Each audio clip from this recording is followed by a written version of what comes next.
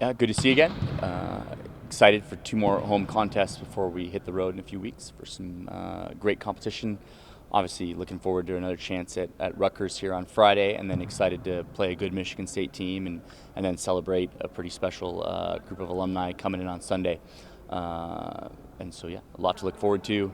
Most of all, practice today, as we've talked about. So.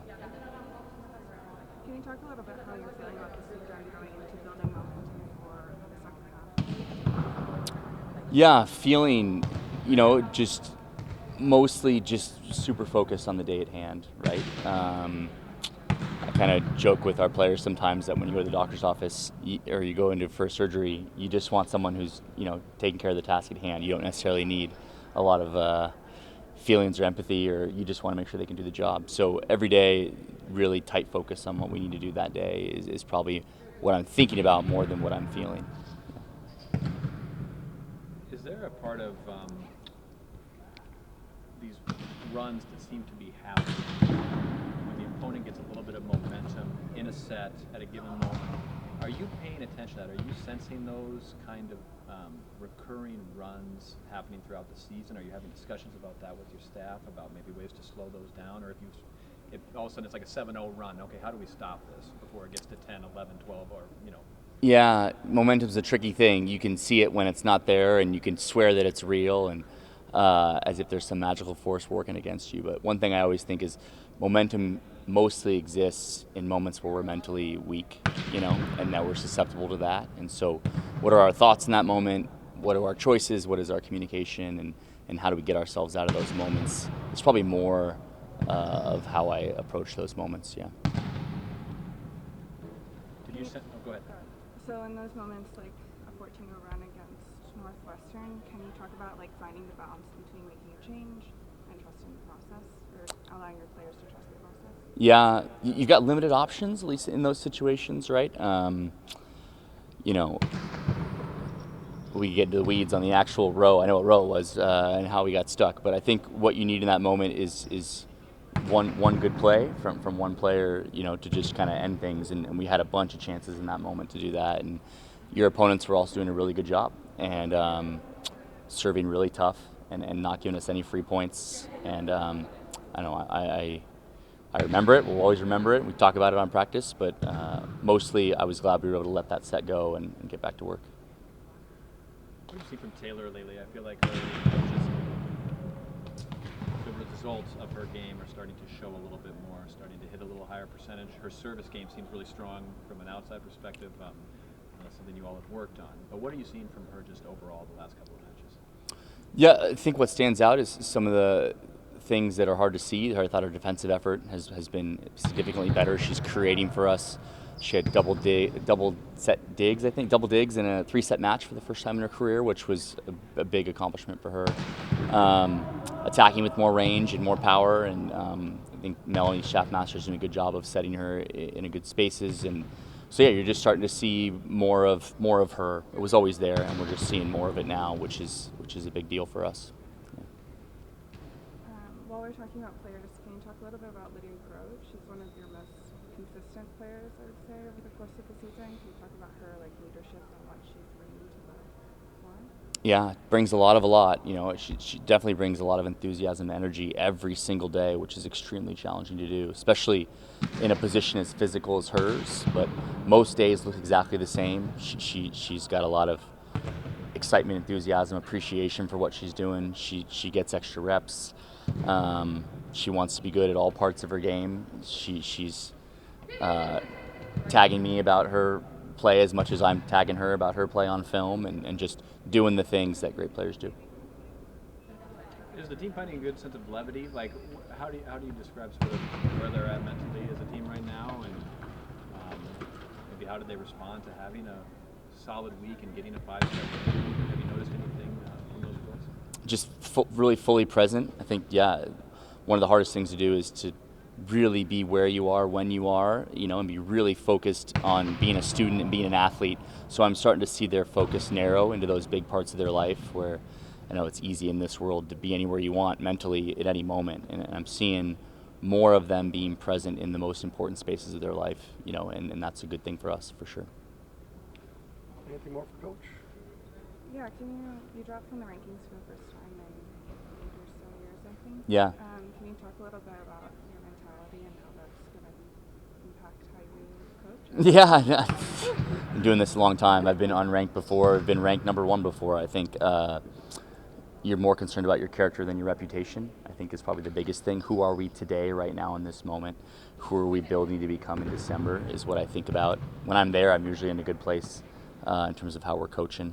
I don't know, I've been reflecting a lot on the 2003 team and where they were. I think 7-7 in conference, started the season 0-4. So inspired by them and how they finished their season, and looking to them, and brought in a member of their team earlier this week to speak to the team, and yeah, just excited to host them on Sunday as well, and hopefully catch some of their magic.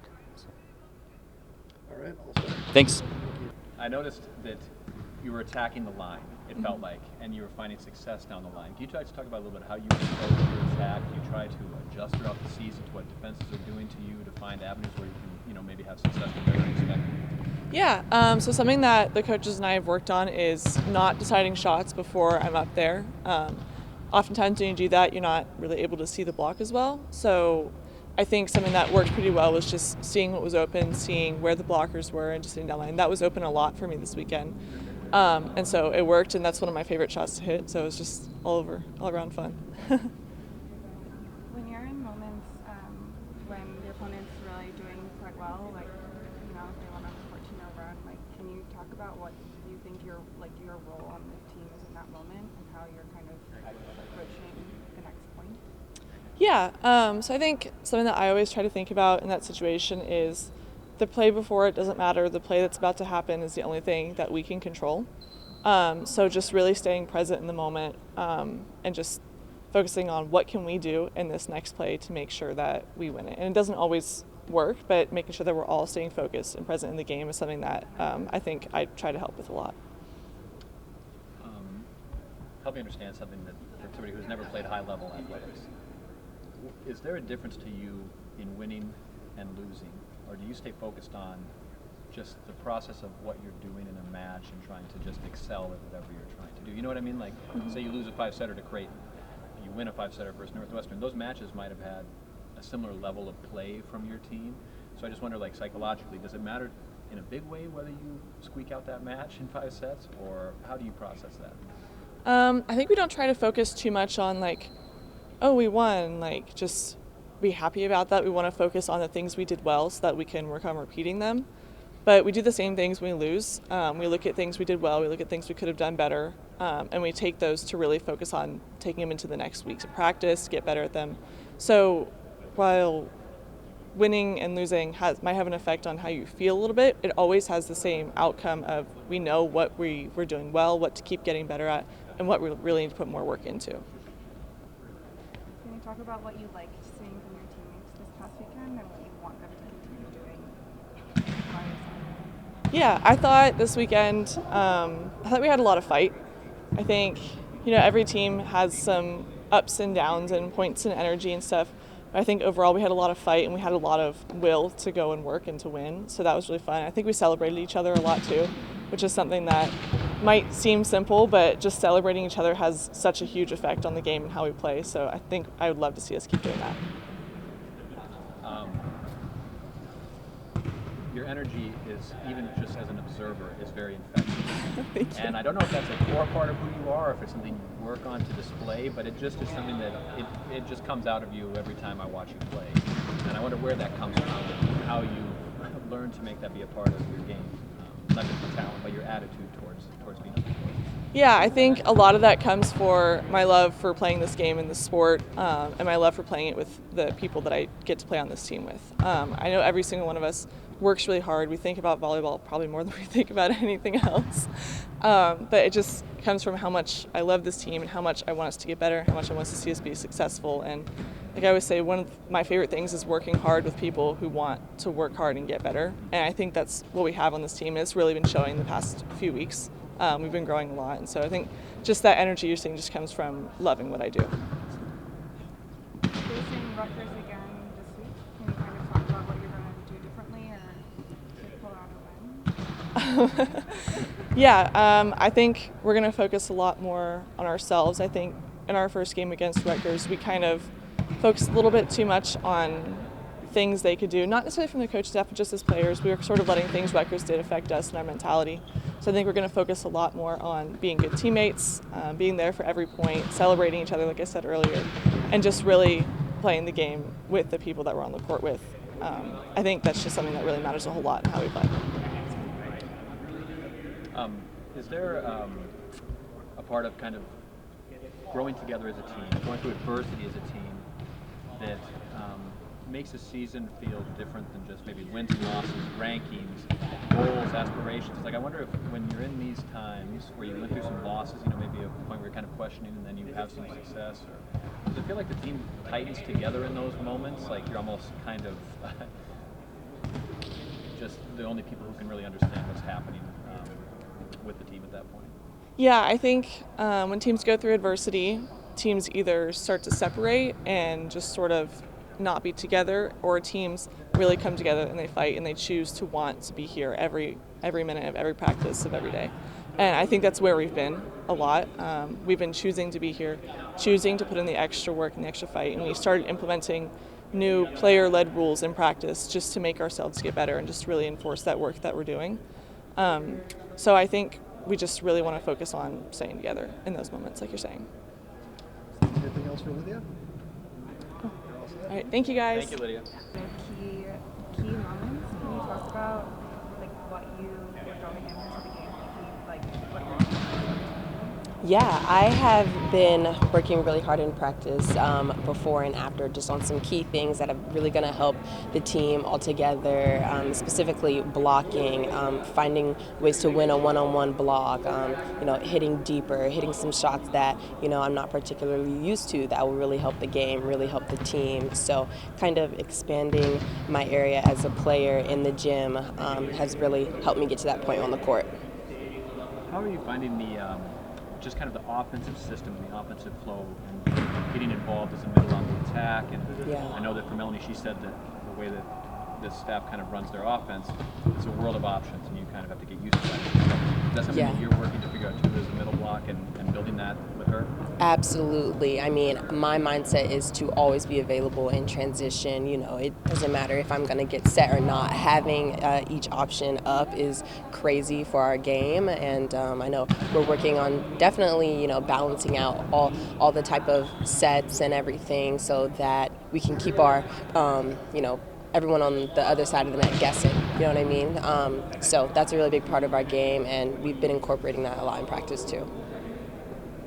This weekend against Rutgers, what are you focusing on as a blocker or just as an attacker going into facing an opponent you saw? Yeah, definitely being really disciplined and trusting myself, trusting my game.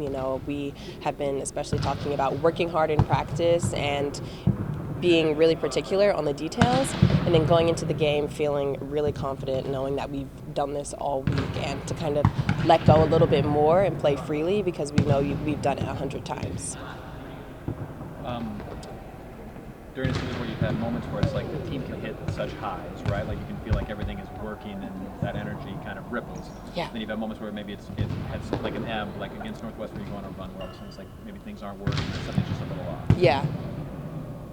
Can you notice the difference in those two feelings? And like, do you try to figure out, okay, what are the things that are working on those high marks to try to stay in that range? Or I just wonder what that's like to process as a player when you maybe can look in retrospect, I'm saying, and go, okay, in those moments something wasn't working or something wasn't quite panning out. Right. Are you trying to understand that more as a team and as a player? Yeah, absolutely. I mean, we're definitely trying to understand that the game has ebbs and flows, but there are controllables that we can take initiative on a little bit more in the moment. And I think we're starting to get into that. We have some amazing leaders on our team that kind of pull us in when maybe someone is feeling out, or, kind of take initiative and say, hey, we need to maybe reset and take a minute here. And so we have those people who speak out loud on our team in those moments to kind of get us back on track. And thankfully that happened to us, in Northwestern, and we turned things around. Yeah. What were the things that you saw from your teammates this week that you really liked and thought showed growth early in the season? Yeah, I mean, I think that our huddles have been a lot more intentional. We have been working a lot on touching each other between points, making eye contact, affirming each other, encouraging. That's something that we have all recognized to really build ourselves up, build up each other's confidence is when we play our best. And so I think that we in practice have said, you know what, no matter what, every point we're celebrating each other. It lifts everyone's mood. Yeah. I think that's, like, thinking about that is making me think about how the sport can be sort of, it's such a team sport, but it's also so individualistic. Absolutely. You know, like the moment if something goes right or wrong, the celebration or the disappointment, Yep. maybe the celebration feels easy for a team to come together and say, that was fantastic. Yep. Yep. Is that something that, is that just kind of a constant in this sport because it does create those unique moments of isolation, like, oh, maybe I screwed something up, versus the team just did something great? You know, I just... Yeah. I mean, absolutely. I think even in practice, we are talking a lot before and after the point about, wow, that was great. I love that you did that. How about I can do this as well, and maybe I can change this differently. And wow, it's actually a good idea. You know, we're constantly having that communication with each other, and it's becoming more and more apparent each practice, which I love that we're talking to each other more and more every day. And so, yeah, I mean, it is, a team sport, but we have a lot of people on our team that are very willing to put themselves out there during practice and say, hey, you know what, I'm going to close that block, or I'm going to go for that ball, in that moment. Yeah. Anything else for Arica? Thank you guys so much. Thank you, Arica. Thanks, Arica.